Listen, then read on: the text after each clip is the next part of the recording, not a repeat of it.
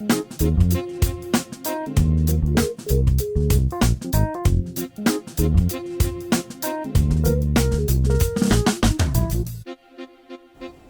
genocídio armênio, ocorrido entre 1915 e 1917, é um dos episódios mais trágicos da história do século XX, ainda controverso em termos de reconhecimento oficial. No Brasil, a comunidade armênia encontrou novas oportunidades, mas também desafios na preservação de sua identidade cultural, reconstrução de laços familiares e adaptação à sociedade brasileira. Como o genocídio impactou as famílias armênias que migraram para o Brasil? Como foi o processo de reestruturação dessas famílias? Esse foi o assunto abordado pela jornalista Milena Ojeia em seu trabalho de conclusão no curso de jornalismo na Universidade Presbiteriana Mackenzie. Em seu vídeo documentário, Ian Hack Armênio, Milena mostra como a história desse povo tem sido contada. Esse é o tema do MAC Entrevista de hoje e Milena Ojeia é minha convidada. Eu sou Júlia Rios e o MAC Entrevista está começando. Milena, muito obrigada por ter aceitado o nosso convite. É um prazer estar aqui com você hoje. Obrigada, Júlia. Eu que agradeço. É um privilégio estar participando aqui do MAC Entrevista. E sei que muitas pessoas maravilhosas também já passaram por aqui, então estou bem animada. Sei que tem bastante entrevista legal aí. E vamos para mais uma. Sim, entrevistas legais com muitos assuntos legais. Inclusive a escolha, do nosso trabalho para falar sobre o seu trabalho foi assim...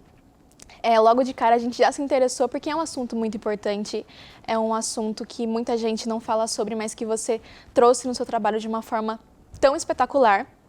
E antes da gente entrar realmente no assunto sobre o documentário, eu queria que você falasse um pouco sobre você, sobre sua trajetória, sobre seu trabalho, o que você está fazendo agora, qual é o seu momento. Bom, primeiro, muito obrigada, Júlia. Fico muito feliz que vocês tenham gostado do trabalho, do documentário, e fico feliz que tenha chamado a atenção, porque realmente, como você comentou, é um assunto que não é comentado hoje em dia. As pessoas não falam sobre o genocídio armênio, que ainda é uma grande questão. Então, fico feliz que tenha sido algo significativo para vocês. Bom, esse trabalho foi uma escolha, óbvio, muito ligada à minha história familiar, né? Nós somos da cidade de Urfas. E o primeiro que veio para o Brasil foi o meu sogro e o meu pai. Sem saber o que é Brasil, sem conhecer língua, sem conhecer ninguém. E se alojaram lá pela Rua 25 de Março, Rapagé, e ali começou a comunidade armênia naquele local. Estava entrando lá na época do TCC, pensei, bom, por que não falar da história da minha família? Então, eu escolhi para falar sobre o genocídio armênio. Hoje em dia já estou formada aqui no Mackenzie, sou muito grata a essa universidade maravilhosa. Estou trabalhando também, graças a Deus, a gente está trabalhando, estamos aí na ativa. Estamos aí no mercado de trabalho, trabalho na TV Bandeirantes, sou completamente realizada, amo televisão, sou apaixonada.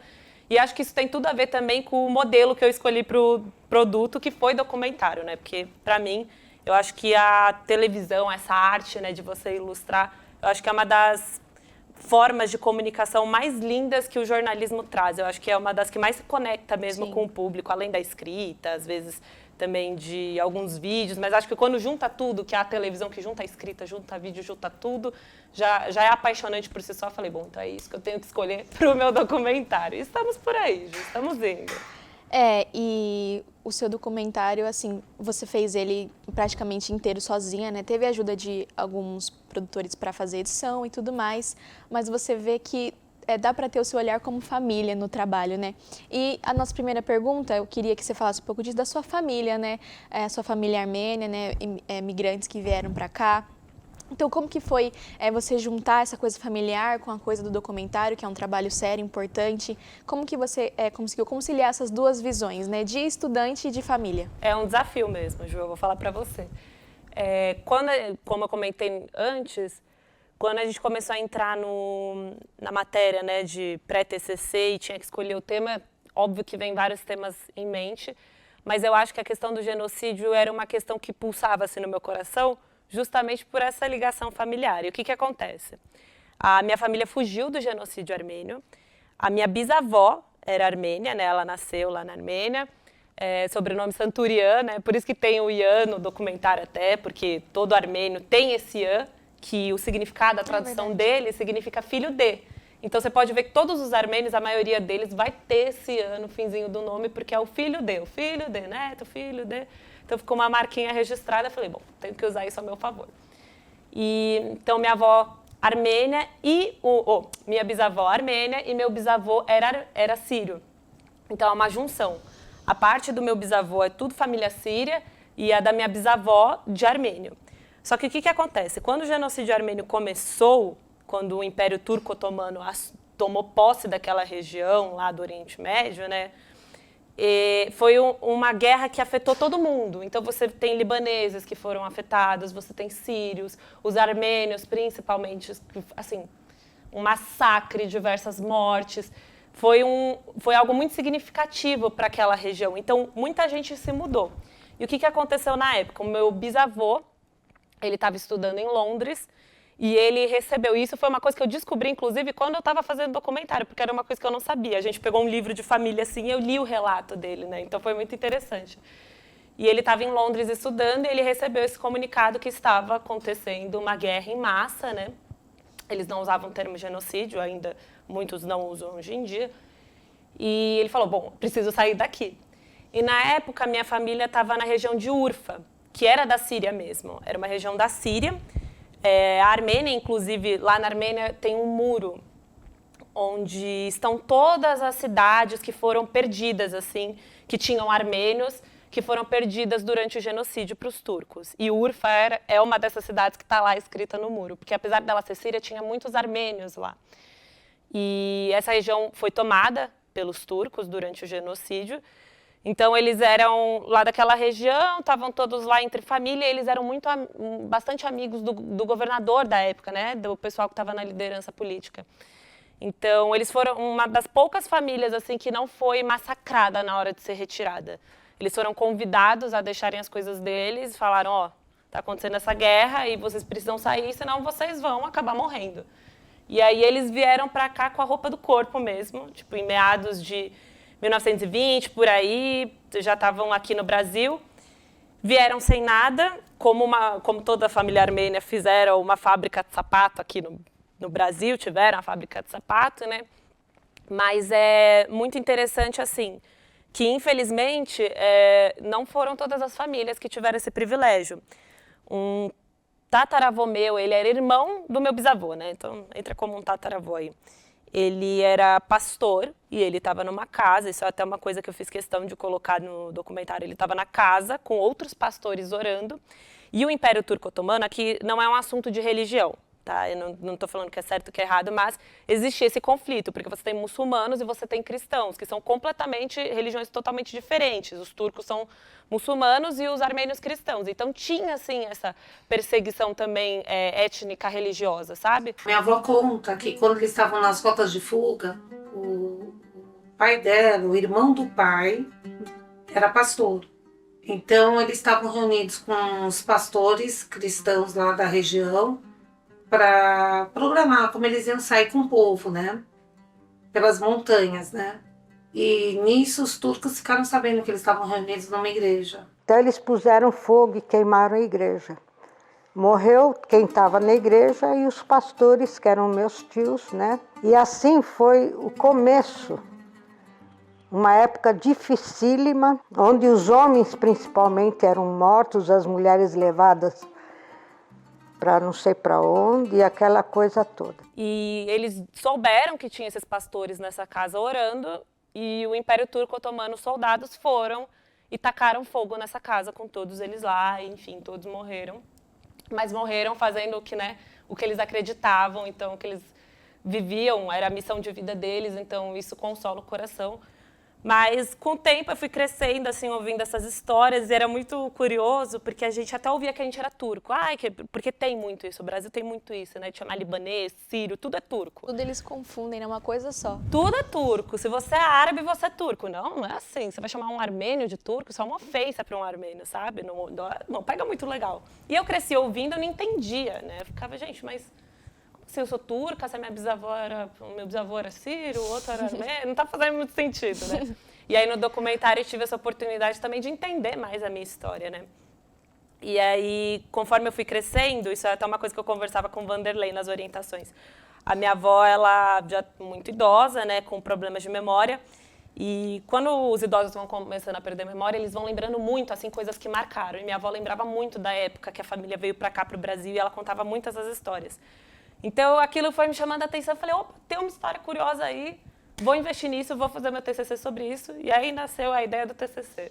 A sua avó, ela foi, assim, um personagem à parte no seu vídeo, né? Lendo, assim, também o seu relatório, quando você fala da doença da sua avó, o Alzheimer, e que você meio que viu a inspiração nela com as memórias dela, isso foi uma parte que me tocou muito no seu TCC, né? Eu perdi a minha avó paterna recentemente. Recentemente. E quando eu assisti, eu li, eu falei, poxa, ela teve essa chance, né, de sentar com a avó dela, ter as memórias, mesmo no momento difícil, né? Você conseguiu extrair da sua avó um momento complicado para ela, mas que você transformou numa homenagem, né? Então, eu queria que você falasse um pouco mais disso, porque não tem só ela de mulher. Na verdade, você pegou as mulheres como um centro ali para tentar retratar a história, né? Tentar não, contar um pouquinho. E eu queria que você falasse mais sobre essa sua escolha, né, de trazer as mulheres como um centro. Também a gente teve aquela atriz, a Rafaela, né, que também ela foi uma intérprete assim também. Olá, eu sou a Rafaela Gaspariego, tenho 21 anos, sou atriz. Sou descendente de armênios por parte de mãe. Faço parte da 4ª geração da minha família, que veio de uma região, de uma cidade chamada Marash. Marash fica hoje no território turco, aos pés do Monte Ararat. Uma outra parte espetacular no trabalho é a forma como ela trouxe assim as interpretações. Deu para ver o sentimento da dor, assim, do desespero. Então, se você puder contar mais um pouquinho de como você a conheceu, de onde veio, da sua avó também. Com certeza. Bom, eu acho que assim, a escolha de trazer mulheres foi algo muito claro na minha cabeça. A começar pela minha família. Então, eu vou fazer um TCC, eu vou fazer um documentário sobre o genocídio armênio, eu tenho que pôr a minha família nisso, porque é a partir deles que eu conheço essa história. Então, era muito certo para mim que eu ia colocar minha avó e minha mãe. Eu até falei com o Vanderlei, porque às vezes na faculdade a gente ouve assim, né?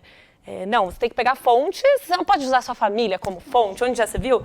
Mas a nossa família também tem uma história. Assim como qualquer outra pessoa que está lá no metrô sentada, todo mundo tem uma história, todo mundo é uma fonte, todo mundo é um personagem, né? Então, isso era muito certo para mim. E aí eu comecei a me envolver com o pessoal da comunidade armênia. Os primos são muito envolvidos. Minha prima Vanessa é super envolvida com a comunidade armênia. Eu falei, Vanessa, eu preciso de fontes para fazer isso acontecer. E aí ela me passou o contato da Vartinê, que também está no documentário, que é maravilhosa, que tem um canal da Conexão Armênia, vai todo ano para a Armênia.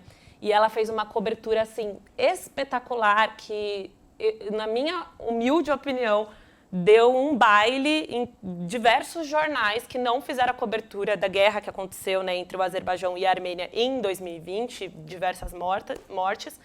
E ela fez essa cobertura no meio da pandemia, então, tipo, foi uma pessoa que eu olhei e falei, não, eu preciso dela também nesse produto.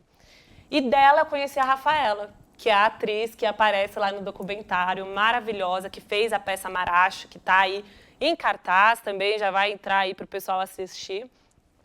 E a Rafaela foi muito curioso, porque eu não conhecia ela, não fazia ideia de quem ela era. E quando a gente se conheceu, foi no dia que eu fiz as filmagens mesmo, a gente só teve um único encontro, mas a gente parecia irmã, parecia que era prima, assim, sabe? Era uma conexão muito forte, assim. E todas as mulheres, assim, eu sentia essa conexão muito forte. A Marcela, a mesma coisa. A Marcela, que inclusive foi aluna aqui também, escreveu um livro sobre o genocídio armênio, maravilhoso. Então, eu olhei para aquelas mulheres e eu falei, bom, ok, a gente vai falar sobre um genocídio de uma raça que continuou graças a mulheres que sobreviveram e tiveram filhos e também resistiram a essa guerra e que não só a guerra, mas as mulheres, elas eram... Claro que a gente sabe que até hoje isso é uma luta, não só no Oriente Médio, no mundo todo, né?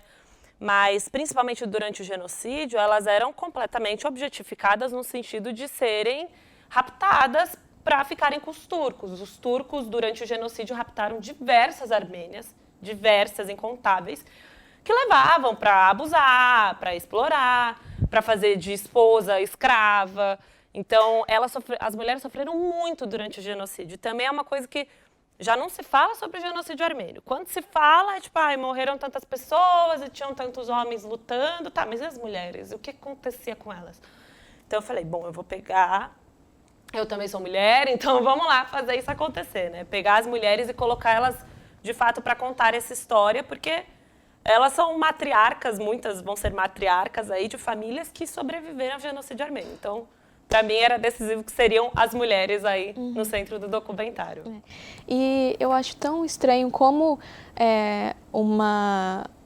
um acontecimento que teve tantos mortos, acho que 1,5 milhão, né, de mortos, que trouxe, assim, tanta tragédia, né, para vários povos, várias famílias. A Armênia, conhecida por ser um berço da civilização, é localizada na região do Cáucaso, uma região entre a Europa e a Ásia. Em 1915, o governo otomano, sob a liderança dos jovens turcos, implementou uma campanha sistemática de exterminação e deportação contra a população armênia. Cerca de 1,5 milhão de armênios foram mortos ou forçados a abandonar suas terras. As atrocidades incluíam massacres, marchas forçadas para o deserto e outras formas de violência brutal.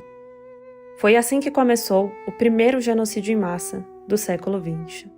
Por que não é tão falado assim?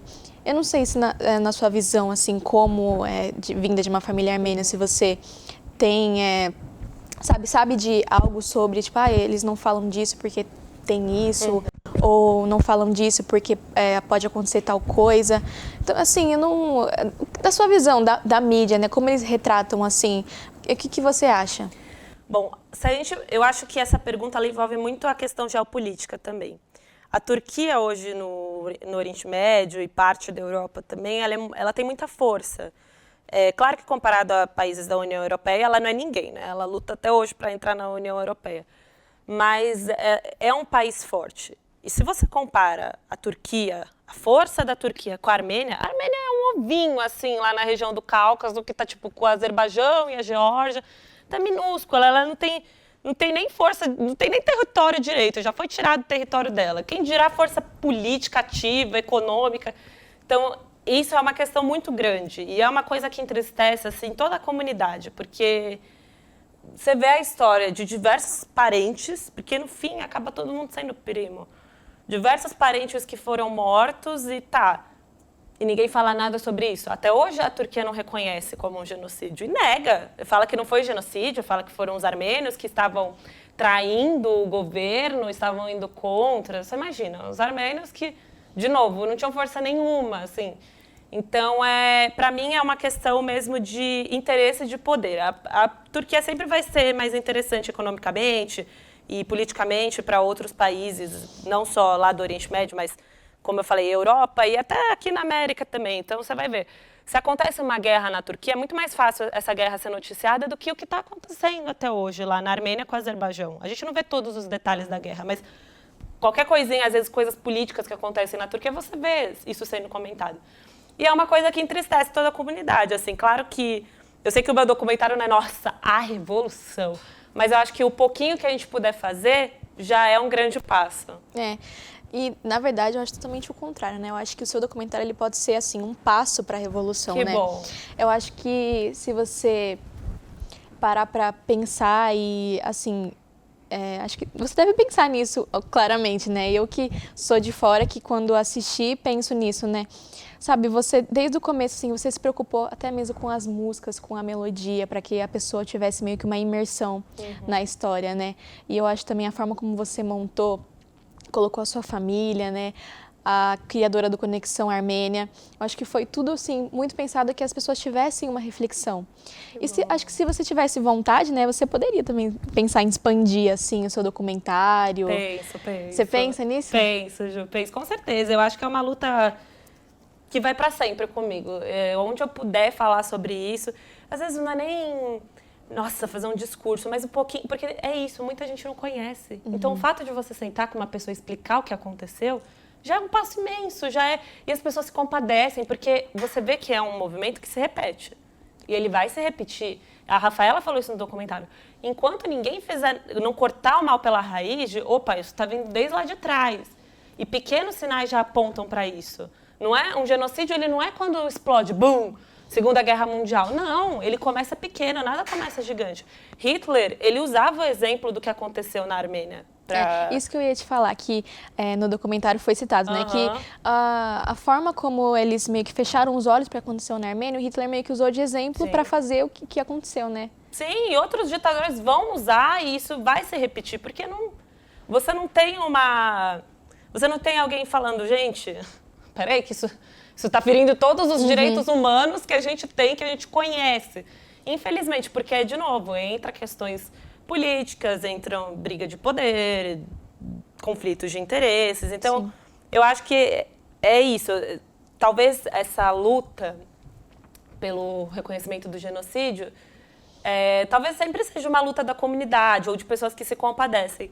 Mas o importante é a gente tentar, o importante é a gente não desistir de lembrar da história daqueles que sofreram e falar, não, aconteceu sim alguma coisa e a gente não vai deixar isso passar impune. Sim. E para a gente entrar na reta final, concluir a nossa entrevista, eu queria que você falasse um pouco depois, assim, no pós do seu documentário, né, com a sua família. Sabe, tudo que você tirou de aprendizado e que você compartilhou com eles, né? Como foi depois quando eles viram, sabe? Assistiram tudo. Acho que tem um peso especial para eles e para você, né? Ai, tem demais. Eu acho que foi muito especial porque todo o processo do documentário foi muito precioso para mim, porque foi com a minha família, foram com pessoas que eram da comunidade, que se tornam família também, porque você divide a mesma luta. Então, cada processo dele foi muito especial. E o pós também, foi muito significativo, Ju. Foi muito especial porque eu lembro até hoje do dia também da defesa da banca, minha avó chorando. Tipo, ela veio assistir? Ela veio assistir, ela fez questão de vir assistir. Com certeza. E tinha várias pessoas da comunidade que também queriam vir assistir. Eu que lesei um pouco de esquecer de passar a data, mas isso é apenas um detalhe. Mas, assim, foi muito bonito ver que, primeiro, eu conheci um lado meu que era meio desconhecido, né? Porque eu não conhecia tanto a minha história, eu não sabia que eu era pertencente a algo tão maior assim, sabe? E ter essa sensação de, nossa, eu pertenço a algo que eu não fazia ideia, que outras pessoas também pertencem e nisso você tem uma família. Então isso foi muito especial. E esse pós de ter essas trocas com o pessoal que participou do documentário e outras pessoas, chegou para diversas pessoas da comunidade e ver que o pessoal gostou, que o pessoal achou que foi bem representado. Eu acho que esse foi o principal, assim, o aval que eu precisava, sabe? As pessoas da comunidade falarem, não, você de fato conseguiu transmitir o que a gente sente. Porque é isso, a gente tem que usar a nossa profissão, a gente tem que usar o que a gente tem nas nossas mãos para transmitir não só o que a gente pensa, mas o que diversas pessoas pensam. Isso a gente vai enfrentar no jornalismo, seja na política, na economia, no jornalismo internacional. A gente está aqui para comunicar não só um pensamento nosso, mas um pensamento coletivo. Então, isso para mim foi a maior satisfação. E serve de exemplo para outras, sabe, acontecimentos que vieram, tal, não só da Armênia. Acredito que, com certeza, o seu documentário ele é um exemplo, assim, gigantesco, né? Você deveria expandir ele. Muitas pessoas devem ter essa reflexão, esse momento, assim, como eu tive, como os professores tiveram, como sua família tiveram, né? Ainda mais, né? Depois do que aconteceu com eles. Mas, finalizando, infelizmente, queria fazer muitas mais perguntas pra você. Por mim, a gente ficava aqui até amanhã, Ju. Mas eu quero te agradecer muito por ter aceitado o nosso convite, parabenizar também pelo seu documentário, pela sua formação, né? Você se formou agora. Muito importante para mim ter feito essa entrevista, né? Como eu já falei, foi um documentário que me tocou bastante. Mas muito obrigada mesmo por ter vindo, por ter aceitado. Foi muito bom falar com você.